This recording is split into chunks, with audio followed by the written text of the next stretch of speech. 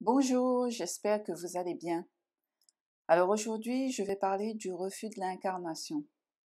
Je vois beaucoup de personnes qui ont cette blessure, cette mémoire, mais qui ne s'en rendent pas compte malheureusement. J'ai moi-même pris conscience que j'avais cette mémoire en moi.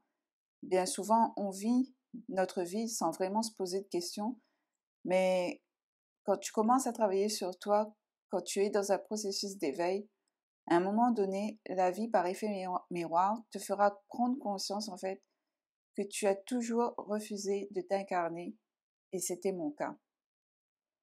Mais c'est quoi vraiment rejeter son incarnation? On dit que cela survient au moment de la descente de l'âme dans le corps physique qui a lieu pendant la grossesse. L'âme, qui se rapproche du plan terrestre, est mise en contact avec une vibration plus basse du plan vibratoire et donc il rentre en contact avec l'héritage karmique présent dans la mémoire de l'âme qui regroupe les conditionnements accumulés pendant ses vies antérieures, les schémas émotionnels, mentaux et les mémoires de vie passées. Au moment de la descente, l'âme en contact avec ces énergies peut paniquer, douter de son choix, se sentir bien seule soudainement, voire même éprouver un sentiment de colère. Le déni d'incarnation peut être dû au fait que l'on refuse de s'incarner dans le corps choisi dans cette vie-ci. Je m'explique. Si je m'incarne dans le corps d'un homme alors que dans mon âme je me sens une femme, ça peut poser problème. On refuse alors le corps que l'on nous a donné. Le refus d'incarnation peut être aussi dû au fait que dès la naissance, les parents nous ont rejetés ou plutôt ils nous ont fait ressentir qu'on n'était pas désirés ou qu'ils préféraient avoir un garçon, par exemple, au lieu d'une fille, et vice-versa.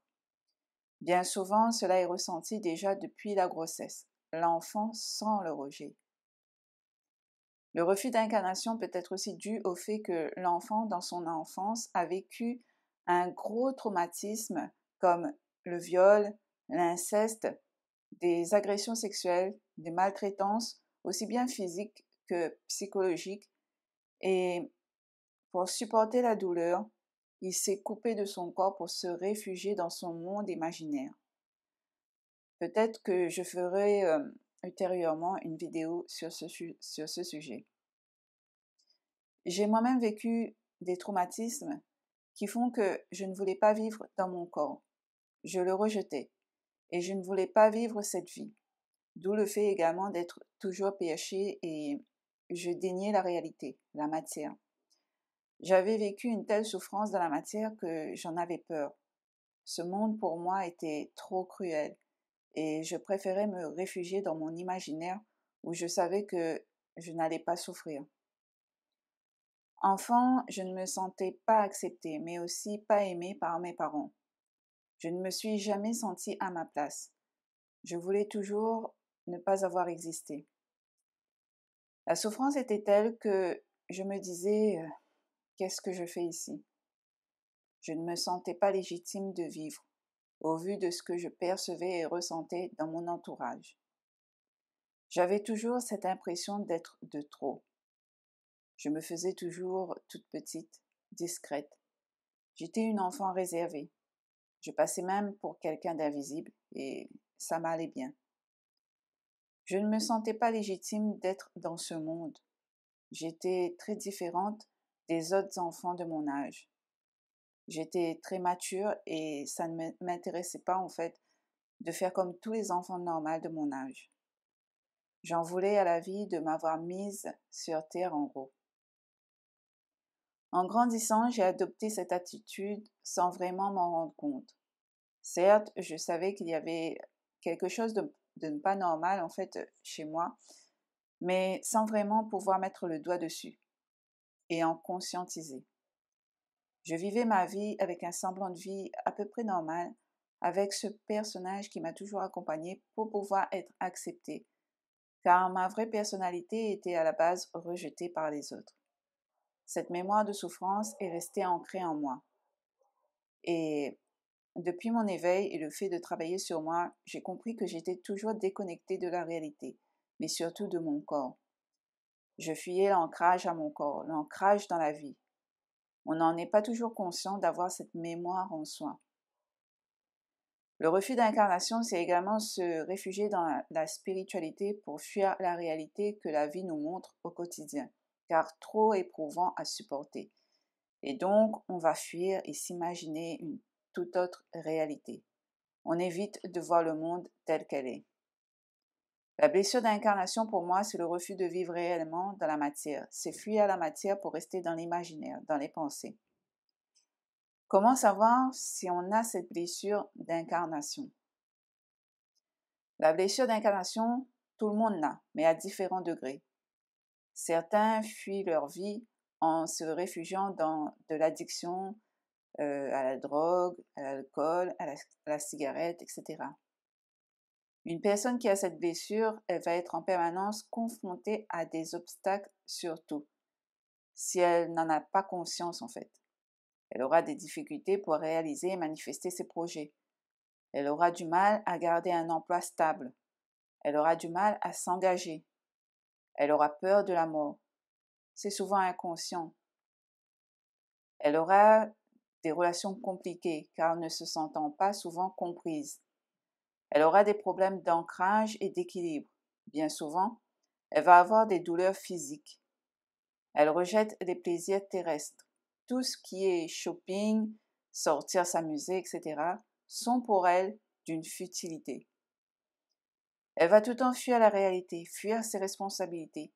Elle va toujours mettre à plus tard ce qu'elle doit faire. Elle va même oublier et donc elle va entasser ce qu'elle devrait faire et ça peut avoir en fait des conséquences graves. Des retards en fait, par exemple dans l'administration, payer ses factures, etc. Elle aura toujours une profonde nostalgie consciente ou inconsciente que sa véritable maison est ailleurs et pas sur Terre. Elle vivra tout le temps un processus d'auto-sabotage et d'autodestruction d'elle. Elle peut fréquemment avoir des états dépressifs, de profonde colère intérieure face à ce qu'elle vit. C'est une personne qui a tout le temps la tête ailleurs. Elle est souvent perchée à rêvasser sa vie au lieu de la vivre concrètement. Elle a peur et ne sait pas qu'elle a un énorme potentiel et donc elle n'ose pas vivre ses rêves. Elle est souvent dans sa bulle. Elle a ce besoin profond de se sécuriser dans sa bulle, dans son monde, car le monde réel la terrifie. Ce sera dur pour elle d'accepter, par exemple, des invitations, de sortir avec des amis, d'avoir du relationnel. Elle préfère bien souvent rester seule. C'est une personne qui s'est toujours sentie rejetée, inutile, pas acceptée pour ce qu'elle est. Elle se sent souvent mal aimée, incomprise. Mais dans 80% des cas, c'est elle qui s'auto-sabote à cause des mémoires en fait de rejet qu'elle a subies. Elle a une faible estime de soi, passe souvent inaperçue, invisible. Préférera ne pas se mettre en avant. On la verra toujours dans son coin. C'est une personne très discrète. Avoir cette blessure n'est pas évident quand on n'est pas conscient de ses mécanismes internes. Bien souvent, nos pensées malsaines, destructrices envers nous-mêmes et la vie, vont venir appuyer sur nos blessures et nous empêcher d'être pleinement épanouis. Ce sont des personnes qui ont un grand besoin de liberté. La liberté d'être pleinement soi. On nous a toujours interdit de pouvoir être nous-mêmes, ce qui est très souffrant. Beaucoup de personnes n'expriment pas qui elles sont vraiment et portent un masque, bien souvent un faux self, afin de paraître aux yeux des autres, mais surtout d'être acceptées. Mais à force de jouer un rôle, on finit par se perdre qui nous sommes réellement. Quand j'ai réalisé que j'avais cette blessure, c'était à la fois un grand choc, mais à la fois j'étais contente de prendre conscience de mes mécanismes. C'est un peu comme une délivrance de cette prison infernale dans laquelle j'étais depuis toujours. Je me suis rendu compte qu'une partie des échecs dans ma vie était due à mon refus de vivre pleinement mon être dans la matière. Je me suis toujours coupée de mon corps par rapport à mon traumatisme et m'en rendre compte m'a fait du bien. Aujourd'hui, j'apprends chaque jour à me reconnecter à mon corps. ce qui était difficile au début. Il faut être patient. J'ai ressenti le contrôle et la rigidité dans mon corps. C'en était presque en fait effrayant. Comment peut-on guérir de cette blessure? Je ne pense pas que le soin énergétique peut aider une personne qui est déjà désincarnée à s'incarner dans la matière. Je pense plus que ça peut amplifier en fait la déconnexion. Il faut prendre conscience qu'effectivement on a cette blessure, qu'on refuse notre incarnation, puis il faut l'accepter. Accepter et écouter enfin cette blessure, ne plus la rejeter. Ensuite, pour moi, il est important de travailler à la fois psychologiquement mais aussi physiquement sur soi.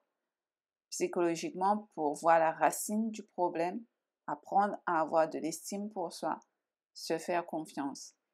Et physiquement pour se reconnecter à son corps de matière, l'écouter enfin, écouter ses besoins. Car bien souvent, avec cette blessure, nous avons daigné écouter les besoins de notre corps, comme par exemple le refus de prendre soin de son corps, le refus de s'alimenter correctement, etc. Ensuite, travailler son ancrage dans la matière au quotidien. C'est important pour les personnes qui ont tendance à être perchées. Comment sait-on qu'on a guéri de la blessure d'incarnation? Eh bien, pour moi, c'est simple. La personne vit pleinement sa vie en étant elle-même, en n'ayant plus peur du regard et rejet des autres. Elle arrive à comprendre que la matière est aussi importante. Elle se sociabilise. Elle pose des actions concrètes au quotidien dans la matière. Elle arrête de rêver sa vie, mais la vit vraiment en fait. Pour pouvoir s'incarner complètement, il faut de la patience, de l'écoute de soi, du non-jugement de soi. Il est important de s'écouter et de prendre le temps qu'il faut pour pouvoir s'accepter. Ça ne sera pas évident. On aura toujours cette peur panique à vouloir se réfugier dans son monde. Mais il faudra y aller étape par étape. Il faudra s'y confronter à nos peurs pour s'apercevoir qu'au final, ce n'était pas aussi terrible que ça. Voilà les amis pour ce sujet. J'espère que ça va vous aider. Merci de me suivre. Je vous envoie plein d'énergie positive. À très vite pour une prochaine vidéo. Et n'hésitez pas à liker, à vous abonner afin d'aider ma chaîne à évoluer. Prenez soin de vous. À bientôt.